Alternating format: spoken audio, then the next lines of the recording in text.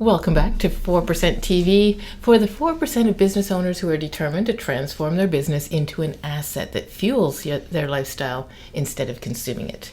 I'm Cher Cunningham. I'm your coach. I'm Jim Pillow. I'm the consultant. And we talk to you about concepts and ideas from these different perspectives to help you see that there are a bunch of ways to frame a problem, that different types of business know-how will help you achieve a wiser decision. As an NLP person and hypnotist, I talk to people about the wise mind, and the wise mind comes from your emotions plus your logic coming together and helping you be certain on both sides. You can't make an emotional decision and not have a decision remorse. You can't make a logical decision and not have decision remorse. You need both. And today we're going to be talking about a decision to move forward into 2023. How do you set brilliant goals that have that emotional charge that I'm inspired, but also have some logic to it? Right. As my daughter put it, if you've earned $20,000 this year and you're setting goals for next year with your business, probably saying I'm going to hit $1 million isn't in the cards. To which I said, well, it depends. It does. It does depend. Yeah. And that makes it so much harder because it isn't about setting a realistic goal, because starting a business isn't a realistic goal in the first place. You need to be up for a challenge. Mm-hmm. And all your friends will tell you, you need to come back to reality. You're never going to make money at that. You're never going to make a go of it, right? Society's idea of realistic and business don't typically go together anyway. Certainly true of anybody who grew up in a household where their parents were employees rather than entrepreneurs or business owners. Mm-hmm. Especially government employees or institutional hospital. Right? Yes. There's a sense of this is the way that the world takes care of you. Show up, work hard, get your pension. One employer for 40 years kind of thing. Yeah. And the world has changed. Which doesn't mean people have changed, that society has changed, no. But the economic world has definitely changed. So that you started this business was actually very realistic, even if everybody around you is a naysayer. One of the reasons we talk always with clients about the importance of planning is because I think we're talking about annual things right now because it's the end of the year and we're thinking about 2020. We are as well in our business thinking about 2023 with our partners and our employees. But a 2023 set of goals is a tactical thing, a short-term tactical thing on the road to what it is you're actually aiming to do over the long haul. And the process of goal setting is to, is $1 million reasonable? It depends what resources are available to you. So if having $1 million business in a year is the goal, then you need to go out and borrow $1 million and buy $1 million business, and you've got $1 million business, right? So it's all how do I execute this goal? And taking longer term, and I would say 5 years is lots of time for most small businesses that are in a growth stage, maybe even 3 years, with an idea of what wants to happen in the long term, and then devolving that into 3 1-year things to do, and then taking the in-year, which for all of us now is 2023, taking that in-year and saying, okay, if this is where I'm going to be in 3 or 5 years, then I need to be here in the third year, here in the second year, here at the end of next year, and how do I get from how I finished the year, which was the recording that we just finished. You've taken a look at 2022, you have an idea what worked, what didn't work, you have an idea what your numbers are, even if they're not finalized. We can help you work with that. And what steps do you need to put in place to have 2023 get you the step that it needs to get you on the way to your long-term goal?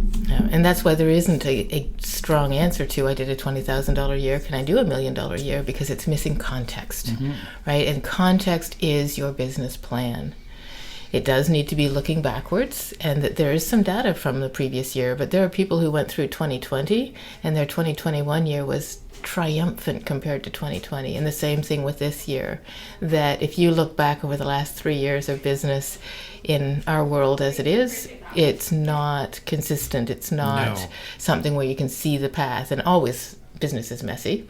But in that messiness, it's been a little bit more messy in the last few years. So having that ability to stop and instead of saying, I'm going to grow 10% in 2023, or I'm going to grow 20% in 2023, there are challenges with that. And where we meet clients, growing 20% is totally inappropriate as your goal. There are things that need to be put in place, because often where we meet clients is you've got 4, 5, 6 employees, and you're still really inside the business doing a lot in operations, still making a lot of the decisions. There are some tools that you need to put in place before you even sell more, let alone hire more people to handle the things that you're selling.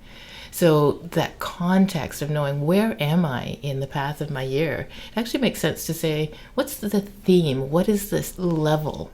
Almost gamified, right? What are the levels of business, and what is the level that I'm going to hit? We look at that as a roadmap. At the first stage, that first level on the roadmap is I'm self-employed. I've started a business. That is a very, very different year, even if you have the same goal in 5 years as the business beside you who's at 2 or 3 years in, because they will be at number 2. I'm self-employed with a couple of helpers and some outsourcing. Number 3, I've got 5 or 6 employees, but I'm still an owner-operator. I'm still in the job all the time.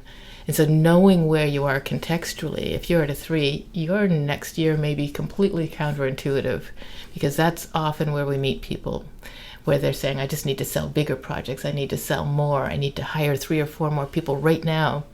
But doing that without the resources of systems and processes and management skills and meetings, that communication flow will actually destroy your company. So any goal without the context and the tools can be very detrimental. So it's a bit of a Debbie Downer kind of thing, that don't just set a goal, step back, slow down, set a business plan. But we love you and we want the best for you. So we have to tell you that no goal is good without context. Goal setting is the pragmatic foundational requirement to laying out the steps you need to get to that goal. So if you don't set a goal, you're not going to put programs in place, whether it's hiring, whether it's outsourcing, whether it's getting some money from a friend to buy a piece of a machine, like whatever it is. If you don't set a goal, you can't put in place those programs, which is the tool that we'll talk about in a little bit. But the other thing, and I'm stepping into the coaching piece here, the other thing about goal setting is that goal setting is a process of creation. Nothing great is achieved ever by anyone without them willing the result into existence through setting a goal and going out to achieve it. So a goal is not a thing to measure yourself against in terms of passing or failing. Goal setting actually creates the future that you're going to inhabit. Oh, I love that you went there. And I think entrepreneurs are very unique in their ability to see something that doesn't exist yet. So creative. I think that's at the heart of entrepreneurship, is that creativity. And as you imagine forward creating that future, one of the things that we often look at is, who will you be being in that future?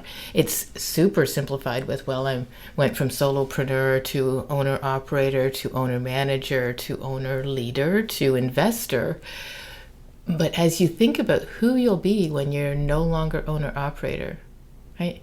What will you have learned? How will you have to show up? How will you be building the relationships, building the culture in your business when you're in that role? That longer term view helps you understand the value you're bringing the company, so that you can see where to go next, instead of just kind of stumbling along week to week or month to month. There will be times in the entrepreneurial journey where the company will feel like it's outgrowing you and you're trying to catch up with whatever skills or knowledge or experience that you need. But those are very short-lived things in my experience. it is much more likely, much more likely, and it's certainly always true over the long term, that the company is only going to get to where you get personally in your journey to being a CEO. So you will pull the company with you, although sometimes it'll feel like the company's pulling you along. Absolutely. And being able to look that 5 years out, one of the things that is very important for you to understand is you're surrounded by opportunity. It may all be amazing opportunity. It may not be your opportunity. So that the opportunity you see in January, February ahead of you, it's going to take you in a specific trajectory. The decisions that you make today are hard to undo in 3 years.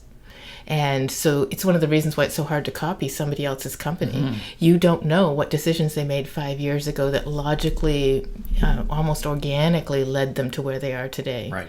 So looking at those opportunities through the filters of where is my business going? What do I want it to become? Who do I want to become? How do I want to show up in this world? I also talk to people about it being your 1 inch of excellence. Right? The customer's on this massive journey and you partner alongside with them for part of it. Maybe a long part of it, maybe a short part of it. But you're not doing it all. You're helping with your one piece of excellence, the brilliance you bring. And identifying that will help you notice that most of the opportunities that surround you aren't yours. They're wonderful, but they're not yours. And I think we're probably diverging a little bit. But now that we're on to sort of the opportunity, and it's the CEO's job to identify opportunities. That is fundamentally who entrepreneurs are, the ability to identify and, as you said, to turn down opportunities that really aren't in your wheelhouse to pursue. One of the interesting discussions we have with our clients, and this is a truism you can take to heart, if you are profitably meeting a need in your business, unless your goal is to be, a $10 billion multinational, your market demand is essentially unlimited for planning purposes. As long as you're meeting a need in the marketplace that produces profit to your business, that's a thing that you don't really have to worry about. Mm-hmm. So it's how to get the right customer at the right time to make the right amount of money with the opportunity that you're pursuing. And so just backing that up and kind of confirming that, how do you figure out that you're fulfilling a need in the marketplace profitably is really goal one that many business owners aren't really sure of. What is the actual need they're fulfilling? This is a customer survey challenge to say, why did you come here in the first place? What was your pain? What was your hope? What was the thing you were really looking for from me? Because often business owners fall in love with our own products, our own services, and we kind of think that all of our customers are us and that their motivations are ours. So that level of, if you have a goal that you want to set into your year ahead, there is a ton of opportunity to do some reality checking on your goals. So first one is, does it fall within your business plan? When you look at where your business is growing in the next 5 years. That's where realistic comes from. Realistic doesn't come from, would 20,000 more be more realistic, or would be a million be more realistic? It depends. It really does on where you're growing. There are businesses that will add $1 million to their revenue in the next year, and it will be just logical. It will be intentional and planned. And others who will struggle to hit that next 20,000 for the next year because there's a bunch of things they need to do foundationally before they grow revenue. Right? So it depends is very, very valid. So that business plan first, being able to check in with your clients and see what role you really are filling in their lives and whether you're fully filling it, or whether there are things that are missing that you're just kind of touching on their need when you could go deeper or even a little lateral, and that might make sense for your company. And a big learning from our experience this year, because we've made quite a lot of change to our business model this year, is spending the correct amount of time honing in on who the correct client is. Because if you've got the wrong clients, even if you have a really, really valuable and potentially profitable service or product, if you're addressing it to the wrong marketplace, you're going to get terrible feedback. And entrepreneurs usually have that visceral sense of, oh, I know there's a need for this thing. So it could be something as this, it's not simple, but it could be something as straightforward as you got the wrong market. You're addressing this solution to the wrong audience, or you need to tweak it a little bit and that audience will be interested. So it's a very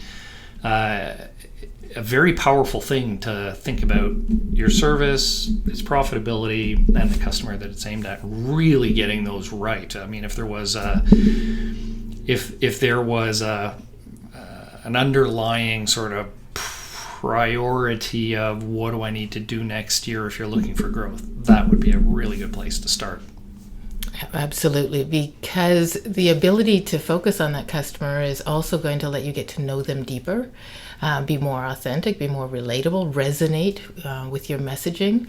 And that messaging maybe is advertising copy, but it's more likely how you're presenting yourself, the story you're telling about your business and your value to people. If you don't know who you're talking to, you hear this all over. Who's your product for? Everyone needs this. Oh, does everyone know they need it? Well, nobody knows they need it. Or the next person in the door kind of needs it, but they'll only buy it at half the price that you want to sell it for. And then you've got a margin problem, and then you're potentially attracting other people who like the price, but not really the offering. So, yes. So when you're looking at 2023, and really our intention here is to say, how do you set inspiring but realistic goals so that you're not letting yourself down? It may include a hefty chunk of who is the business owner you're growing into in 2023. Right? Your business only grows as big as you grow. And allowing yourself to be inspired by who you're becoming is incredibly valuable. It means taking some time to look at the lifestyle you want to create for yourself, looking at the culture you want to create for your employees, looking at the impact you want to make on your clients and on the industry itself. And that without worrying about profit and loss and those pieces too granularly. Who are you becoming? So that's one big goal I would say everyone should set right now, is some personal growth, some personal development, some of those things that you knew you wanted to master more fully, learn more deeply. We've got some great events coming up for business owners, how to be a great boss, transformational communication and leadership. Do This Next. That's a VIP day we've got coming up in January that help you feel professional. Sometimes you may look professional from the outside, but you just don't feel that way because you know that underneath you're like the duck swimming across the water and your feet are paddling like crazy and you feel like you should already be so much further ahead. Everybody else looking at the outside is like, what a serene looking duck, what a lovely scene. So if you're feeling like that one piece of being able to set one of your key goals as, I'm going to become a better leader. I'm going to step into those CEO shoes and learn what that means. I think it's a good example to set for your company. So letting your employees, your team know that you have a personal development path that you are on to make you better at your role is an inspiring thing for everybody in the company to feel like, that's the thing they should be doing as well, and that you would want to support. And if Jim just triggered your imposter syndrome, your vulnerability bone, that's very normal. People feel like admitting that they need to grow is a dangerous place to be. But in fact, it gets people excited to be part of your journey when you bring them in. And they actually get a bigger sense of belonging and a strong sense that you're committed to making your company a better place for everybody, including them. Yeah, we, in a performance management sense, if you have even if it's an informal performance management system, it's generally a good thing to have part of that employee management piece include their personal development, getting from them and getting agreement from the company about how they can improve in a way that helps them and helps the company at the same time. And there are some fun things you can do when you're sharing your own growth path. You could do an internal 360 anonymous and just get some feedback from your employees on how you're doing on things that, not just the things that you want to improve, because that can be disheartening, but the full 360 includes a broad range of how am I doing as a leader. Then you'll get the good, the bad, the ugly, the indifferent. And At the same time, you can introduce a new performance evaluation tool that is more inclusive, more growth-oriented, a safe place for employees to show up and say that they want to grow too. Everybody at their core wants to be better. Mm-hmm. So could be another really great goal. Increasing communication is the biggest need in most small companies. The owner doesn't feel like they're ready for that, they're big enough for that, so they're not running a regular schedule of meetings. They're not sure how to run the meeting. They're thinking someday they'll hire a manager who will run those meetings.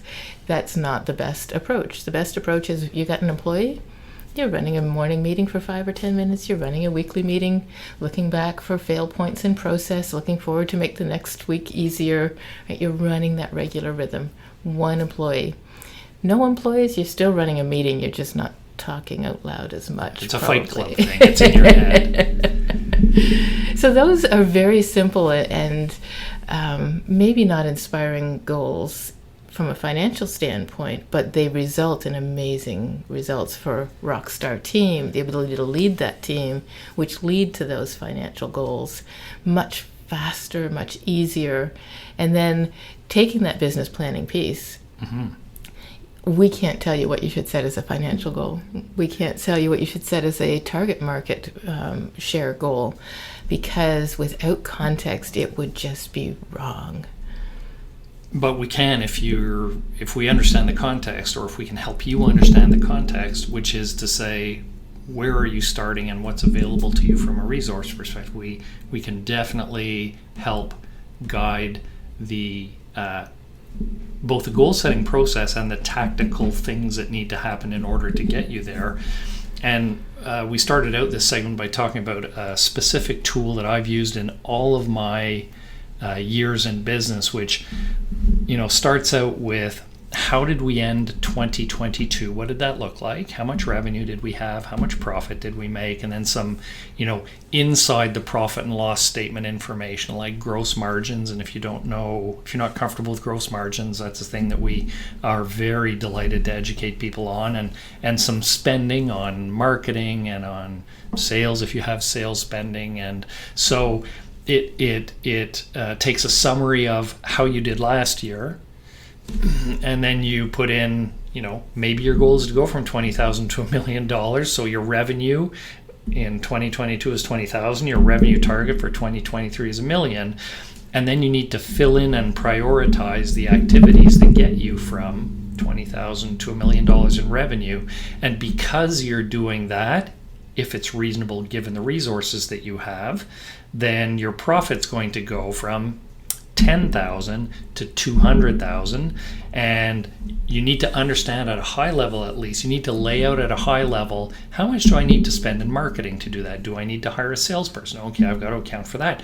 Where am I going to get the money to hire the salesperson? So it's that thoughtful process of laying out however many activities, steps you need to take to get you from where you ended the prior year to where you want to end the next year.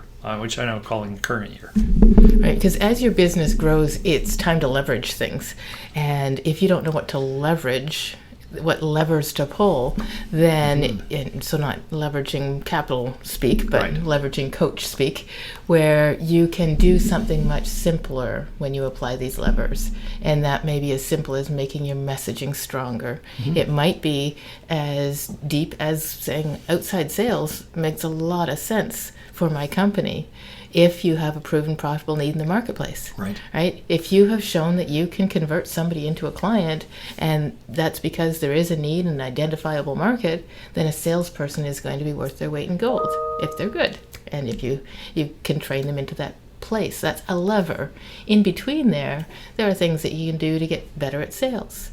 Adjust your pricing, change your expenses, work with vendors, right? Great many levers that if you're not taking time to step out of the business, like you're doing right now, to work on the business, you don't have the bandwidth, the mindset to pull.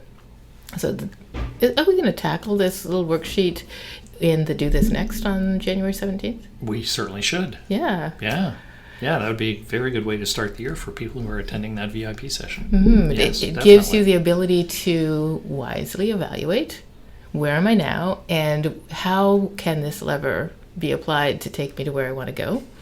And if that means that reality is to get that $1 million company, you need to buy a $1 million company, we'll identify that with you, right? There'll be some interaction and some brainstorm, a little tight group to just go through some of that business know-how. This is my key tool in all my time in business as a CFO. This has been my key tool to lay out where I finished last year, the path to get to the end of the next year. It's a 1-year thing.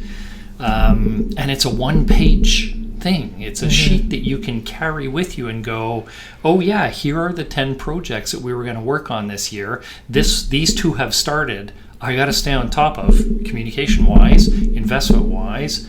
How's it going? Do we need to have some sort of adjustment because they're not going the way we want? And then you move on, and these 10 things may get you ahead of your goal, may get you slightly behind your goal, but they're intentional activities that you took with the idea that you were going to achieve a very specific financial outcome on a sheet that you can walk around with, and that as your results come in on a monthly basis from your bookkeeper, you can go, yeah, we're on track, or no, we're not on track. 1 page. What a great way to manage what needs to happen in your business during the year.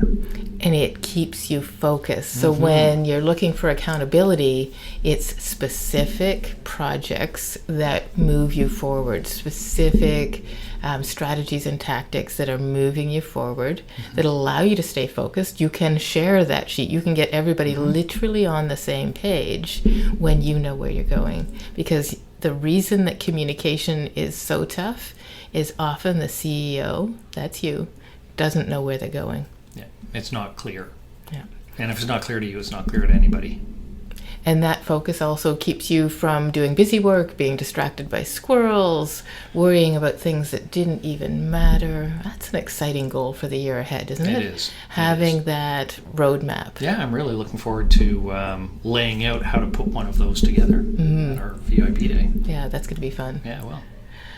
So as you set out your goals, it isn't a one and done thing. We will say that over and over again. Goals are a piece of planning. It isn't that by Christmas Day you better have your goals ready, or by New Year's Day you better have your goals ready. But you know what? It would be great by the time our VIP day rolls around, and I'll put that in the link so you can find out if it really is January 17th or if that just came out the top of my head. By the time that rolls around, you got a rough draft and you got some ideas and you've got a sense of where are we now to a fairly solid level, but at least the narrative of where am I now. And even if your goals finalize in May of 2023, you're still focused. You're still focused on wisdom, and you're so far ahead of your competition because you're taking time to work on the business with intention. With intention, yeah. That's the key piece. So I think that's inspiring, and I think that's realistic. So. Yeah. We're doing the same thing in our business. Yeah, we will share a little bit of that with people as they reach out.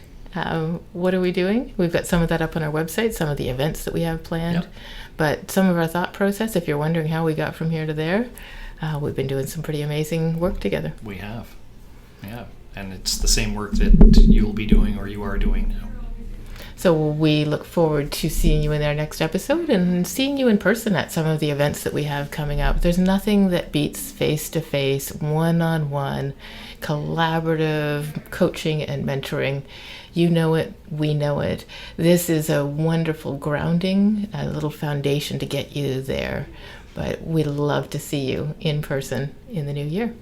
Happy holidays. And a financially sound and time freedom invigorating new year. We'll see you next time. Bye for now.